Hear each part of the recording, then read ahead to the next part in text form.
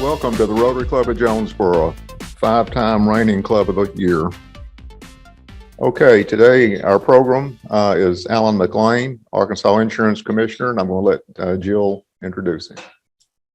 Okay, I have really enjoyed being over there visiting with Commissioner McClain and his guest at my table today. And Alan McClain was appointed as Arkansas's 24th Insurance Commissioner by our Governor Asa Hutchinson. This happened on April 3rd, 2020.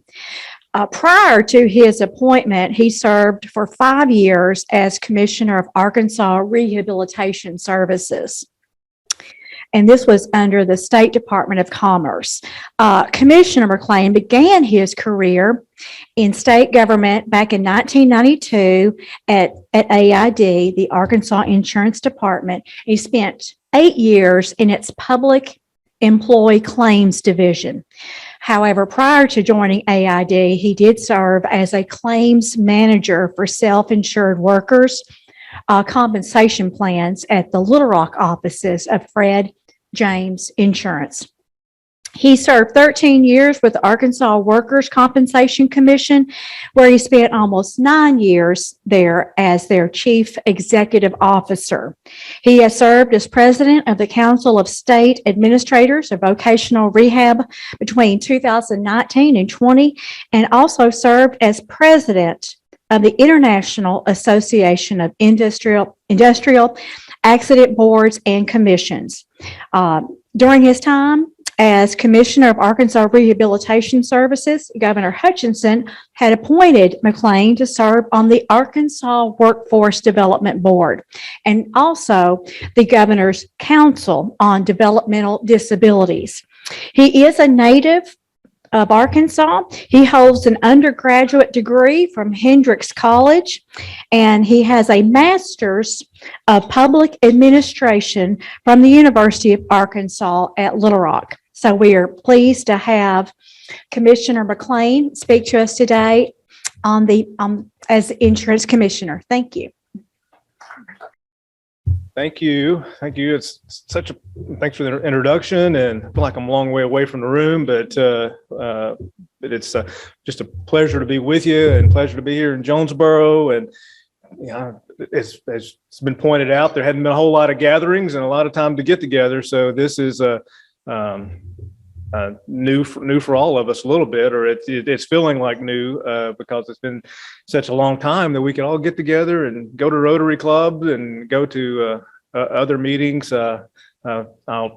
Russ, I'll introduce in a minute. I mean, we've been to like 4 national meetings since April, so that's felt a little weird getting out and traveling, but it's we're figuring out a way to do it. But yeah, before I going longer, our Chief Deputy Commissioner Russ Galbraith is here. His son Alex is a senior at ASU, and they're here. And then our Public Information Officer at the State Insurance Department, Jennifer Bruce, is with me. So as you can imagine, it takes a lot to keep me on track and out of the ditches. So I appreciate them being here. And so you give them the hard questions when it comes time for questions.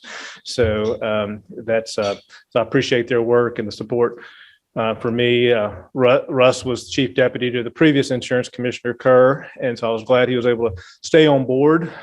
Jennifer came on soon after I did, and had previously worked with Governor Hutchinson and keeping him on track. So I'm not sure. I think that was probably a bigger job, but it's so I'm just thankful to have such a good team around me. And we do have a big team at the Insurance Department, about 140 employees. And I'm going to hit some of the highlights of what we do at the Insurance Department. Then I'll talk a bit before I close about some of the hot issues in insurance that you may be interested in, or might not know what's going on among the insurance regulators across the country and what we're seeing within the state of Arkansas. It's over the next 20 or 30 minutes, I'll try to hit that.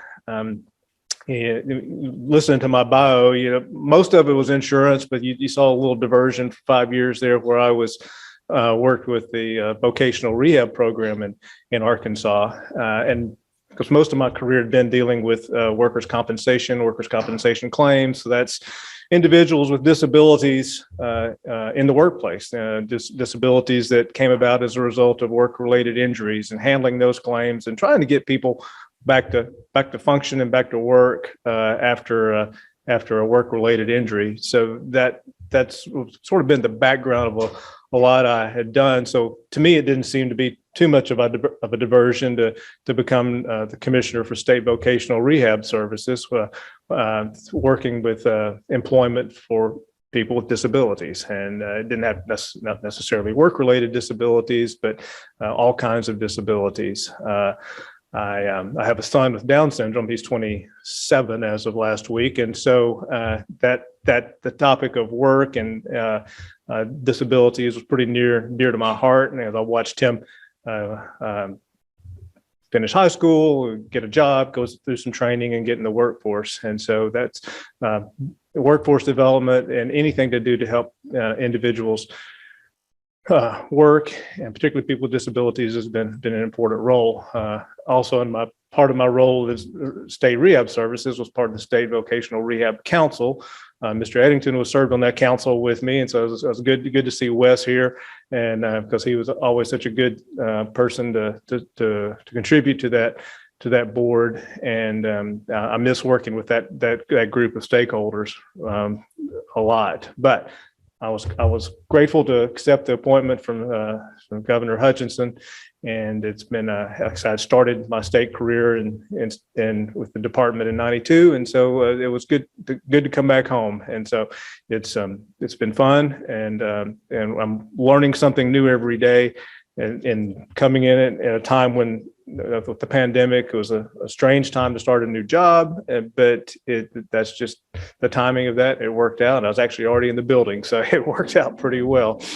Just moved upstairs a couple of floors, so that is worked out really well. Russ and I both come at insurance regulation from a claims background and by history. Russ has worked in governmental relations and had been a claims person. I'd been a claims person in a different line of insurance. So we know what it's like to see people with losses. We understand what the consumers go through when they have to file a claim. In fact, when the Jonesboro tornadoes happened, Russ was up here the next day with our then communications director on the ground, interacting with the insurance carriers and the claims people, making sure that they had the resources they needed, and that they were most of all responding to the consumers' claims as efficiently as possible. So consumer services is a big part of what we do at the department, in addition to making sure insurance companies are solvent. So that's if you kind of take away anything, know that when when you contact the insurance department, you're looking at, and making sure that we're responsive to you, to the consumers, to people who have claims, whether it's a, no matter what kind of claim it is, whether it's a problem you're having with your insurance company, or whether it's just not understanding your policy, or today I got contacted by somebody who's having trouble tracking down a life insurance policy, and I'll mention that service that we have as well. So it's a pretty wide range of things we do. So in the short amount of time, the amount of time that I have, I think you'll find that it's long enough. But I want to highlight the divisions at the department, not just to give you that information, but so that if you need us for anything, you'll know what we do and know where to reach out, and you can call any of us directly. So I just want to make sure you knew what we do. So we have a consumer services division, and all they do all day long is take calls and respond to emails to constituents and consumers who have a question about their insurance. And so I'm looking at some facts and figures here. We helped people resolve claims to over $4 million in 2020, just people who are having trouble with their claims. And so and then we have this life insurance policy locator that we help people. It's an online service through the National Association of Insurance Commissioners, the NAIC, and you'll hear me reference that a fair amount. But according to the figures Jennifer gave me, our life policy locator reunited Arkansas families with over $5 million and lost life insurance policies. And I guess it's not that hard to imagine that sometimes, you wonder if somebody had a life insurance policy, or you just can't find it because people buy those at an early age and maybe they're forgotten about it. But there is a service that you can go through our department, and we can point you in the right direction about how to track down a life insurance policy. And that we have people who can help you do that. We have a licensing division. Not surprisingly, we license insurance agents. We license insurance adjusters. We license insurance companies. So if you are doing business in Arkansas in insurance, we have a license for you and a fee associated with it, of course. But there is a license division that makes sure that people are trained to have the credentials to sell life insurance and or sell any kind of insurance. And so that's we think that's a pretty important role, and not just a bureaucratic step, because there are some really important credentials that you want your life insurance agents to have, and we're pretty good about holding them to continuing education standards and licensing standards and things they need to make sure that your agents are qualified to do what they do. In June, we announced that Arkansans seeking certification as licensed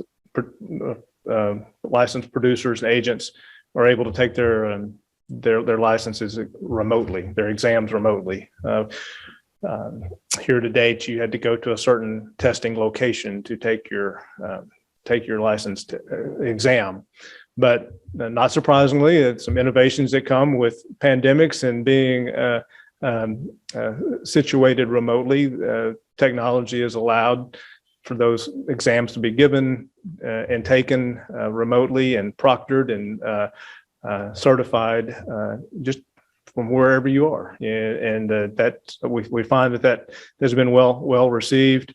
You can go to an in-person place to take your license exam, but being able to do that remotely is a fairly new innovation, and it's showing that it obviously gets better access and better convenience, creates more opportunities for people who just have those barriers to making those trips to get to take your test, and at the same time keeping a real high bar to the professionalism and the credentials that you would expect your agent to have. So, Arkansas is a fairly rural population, and we think that's a really good opportunity for Arkansans to have. We have a fraud division, formerly known as the Criminal Investigation Division. We call it the Fraud Unit, and it came about originally in 1993, Act 796 of 1993. It was set up first as a workers' comp fraud unit, just for workers' comp fraud, and then it's expanded with later legislation to be all the types of insurance fraud.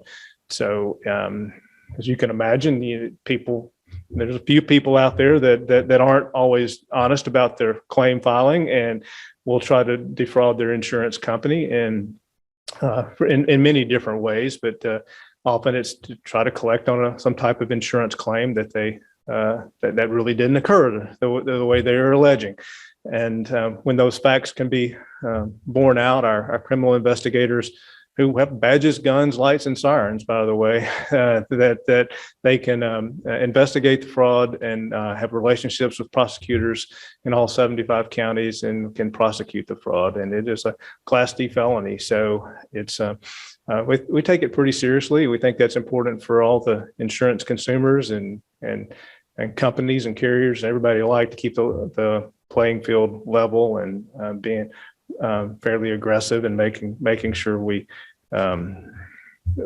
investigate and prosecute fraud. It keeps rates down, and I mean it's a most of my counterparts across the country have fraud investigation units. So the other division that we're really proud of at the department is our finance division. I mentioned them because they are the ones who make sure your insurance companies don't go broke. And so that's a real simple way of putting lot of hard work that goes into being a financial examiner of insurance companies, but every insurance company licensed to do business in Arkansas gets some type of financial examination on a regular basis. It's not just one look when they come in the door. It is ongoing and regular throughout the year.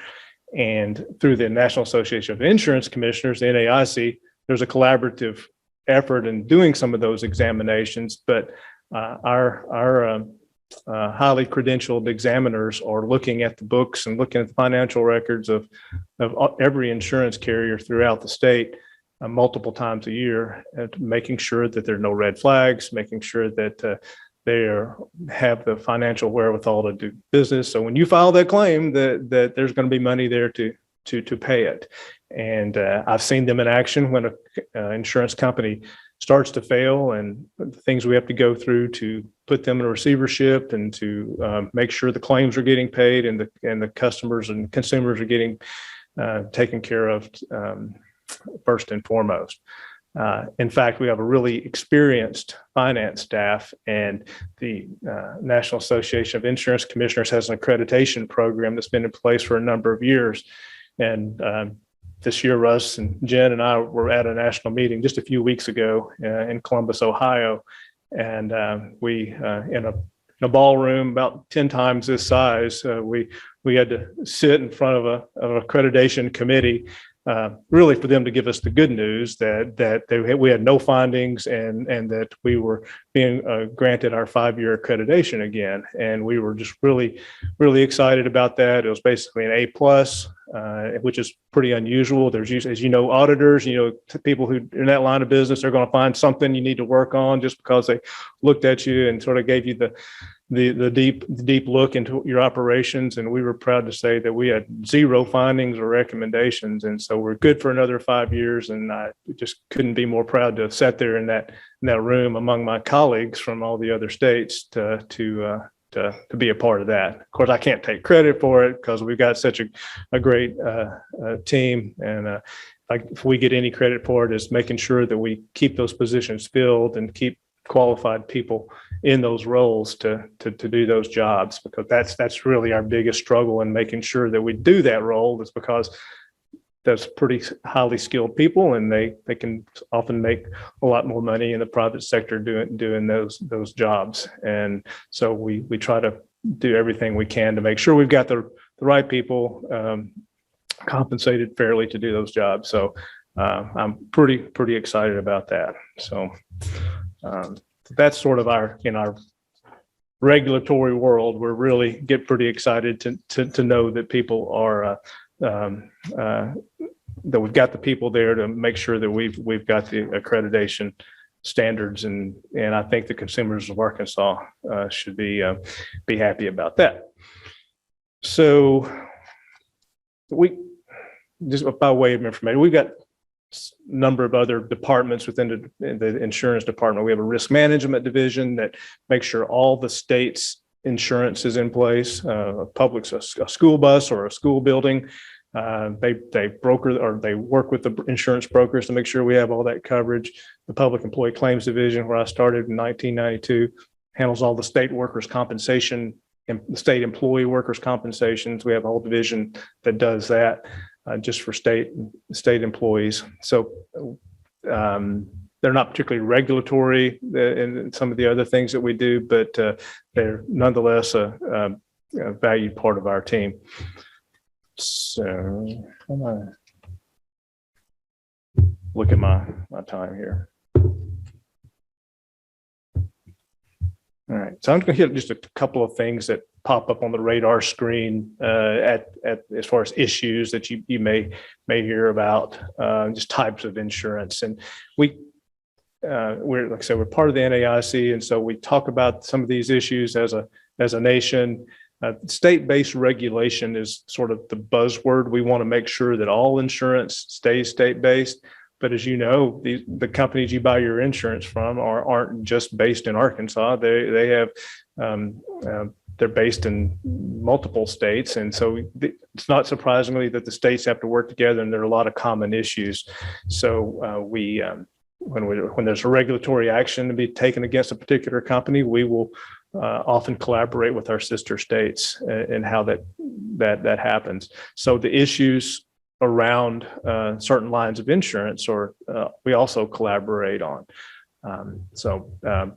One thing you might have your attention to is earthquake insurance. So earthquake insurance is a little more of a topic in eastern Arkansas and western Tennessee and Missouri, and we're part of the Central U.S. Earthquake Consortium. It's called CUSEC, and the whole purpose of that group is to look for different strategies and ways to encourage people to buy earthquake insurance. It's not nobody likes to buy it, but there are it says about 90% of Americans live in areas considered to be seismically active. So it's always important to pay attention to the data and to think about earthquake insurance.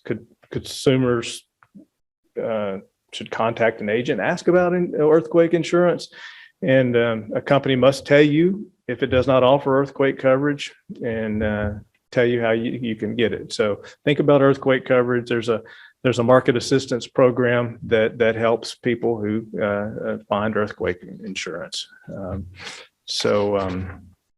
was one. Yeah, a company must tell you if it does not offer earthquake coverage. So think about earthquake coverage. We were supposed to go to St. Louis in a few weeks. The conference got canceled due to COVID increases, but we think it's important to always keep that in mind. Pharmacy benefit managers. I don't know if any of you ever think about PBMs or not.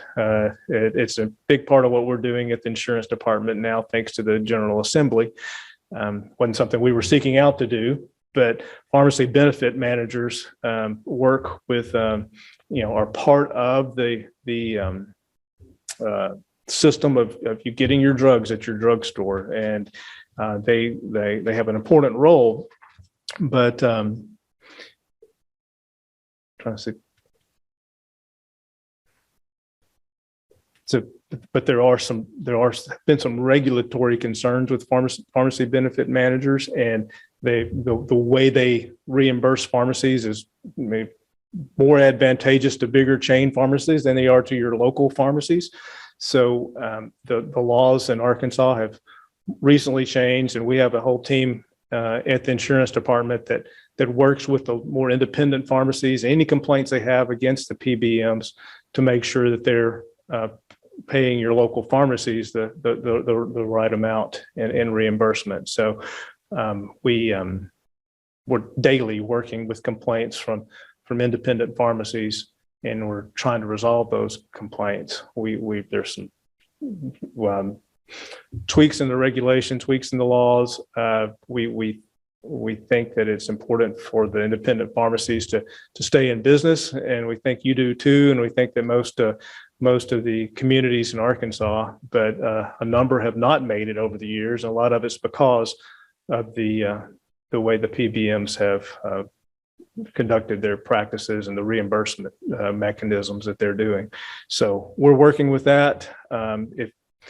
I hope that as a consumer, you're not feeling it directly when you go get your drugs. Most people's pharmacists work pretty closely with them to make sure you have the drugs you need at the price you're supposed to pay. But sometimes those pharmacies are losing money in the process, and we want to make sure that those pharmacists are treated fairly, and that you have access to your pharmacy whenever you need it. So we license the pharmacy benefit managers.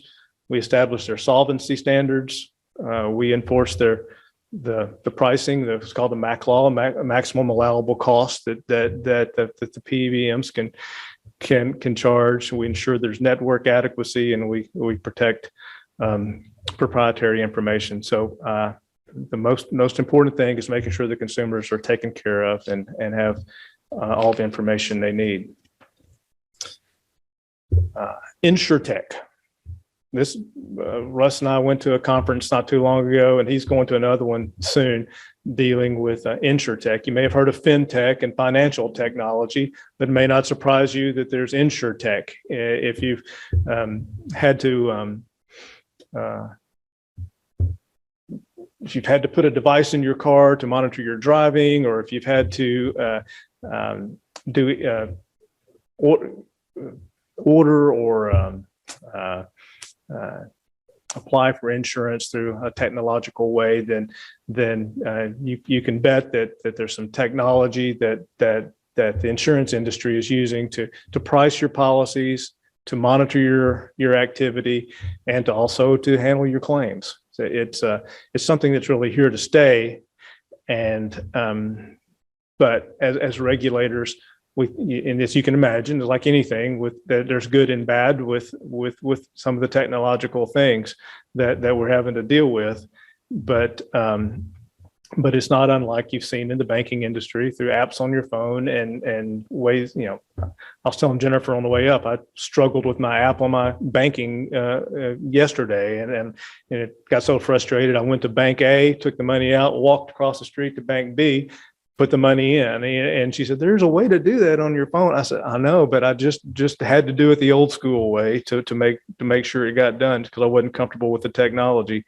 But every time there's been a major leap in technology, the insurance industry has responded with new technology and new methods of distribution and different ways to evaluate risk. We were at the recent conference, and this isn't so much the consumer. The pricing, but consumer behavior. But there was a whole group of people with their new startup technology companies in insurtech, and they were trying to get insurance companies to buy their technology. I talked to one lady who did wearable technology, kind of like your Fitbit, but they would use it in the workers in warehouses, and it would evaluate how they're lifting and bending and moving about, and their body mechanics, and whether they needed some additional training and all to keep them from getting hurt and minimizing the work-related injury costs that go along with that. But is anybody here that's an insurance agent? I know my insurance agent. All right, so thank you for being an insurance agent, because the one thing that concerns us as regulators, we know the technology is here to stay, but we know in the personal lines particularly, there's a lot of people with their phones, people with their computers. It's certainly no secret to the agents that a lot of people are buying their coverage that way and getting their information that way, and both are kind of scary in a way, because it's to me it's a little bit of a black box, because you're going in there and you're making a transaction and you're done. When you're not taking advantage of the services of an insurance agent, then you're not getting that extra education and counsel and advice you need when you're making a purchase, and then you have a claim and you're surprised. You're saying, "This wasn't what I thought I had," but it's what you bought because you clicked a few buttons and you did it. Oh, 5 minutes. I was already fine. So that's I think that's a real concern. Do you agree? Yeah. And so I think there's always going to be the role for an agent to be highly involved in somebody's insurance purchases, and we see it with our calls to our consumers divisions. You see it, and you're probably seen it in your own life, because it's just there are companies out there that are only digital. They're only technology. There's a company called Lemonade. There's a company called Root. There's people who just do nothing except market through their use of their phones, your phone and your internet. So I think that's obviously, I think that's here to stay. You've got most so many young people, and that's the way they're doing it. So I just think that's important and something to keep your eye on. With the 5 minutes I have left, business interruption insurance. That was a popular topic when the governor appointed me April of 20. He said, pay attention to business interruption insurance. And I said, okay, Governor, but I don't know a lot about insurance right now, but I do not know. I didn't say that to him as he was appointing me, but said, you got it. I'm all over business interruption insurance. But that was a real concern during the pandemic when people had to close their doors and their businesses were interrupted. Unfortunately, the business interruption, as it's defined, didn't cover pandemics. It came on. It was as a concept years ago, and it made a lot of sense. But after, I guess there was the SARS outbreak in 2003. Many companies adopted just a standard exclusion on their policies that would prohibit any business interruption caused by a virus, basically. And so people were disappointed and surprised that business interruption insurance didn't apply to a pandemic. They typically, those type of claims, claims typically require evidence of an actual physical damage, to your property, and the virus doesn't really count. So there's really some explicit, specific exclusions for that most people are a bit surprised for. So.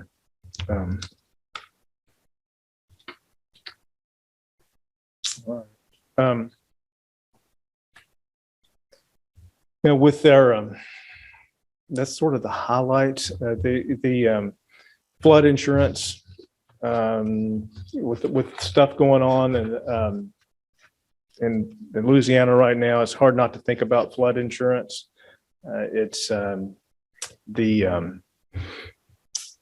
most residents don't have flood insurance, but you need to think about that. It came to reality a few years ago when we had the big floods throughout the state.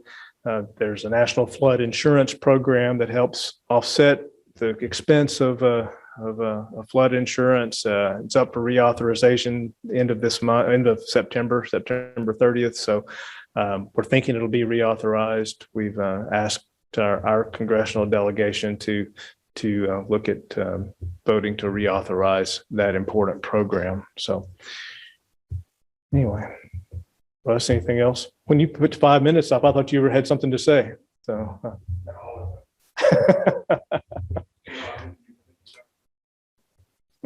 covered a lot of high points, that's for sure. But anything particular that questions that come to mind, we can answer. This is Brenda Fasulo, and I had a question about if an insurance company, you mentioned earlier, if they were having difficulty going down, going under, and had claims to pay, how do you back them up? Where does the money come from, in other words? Sure.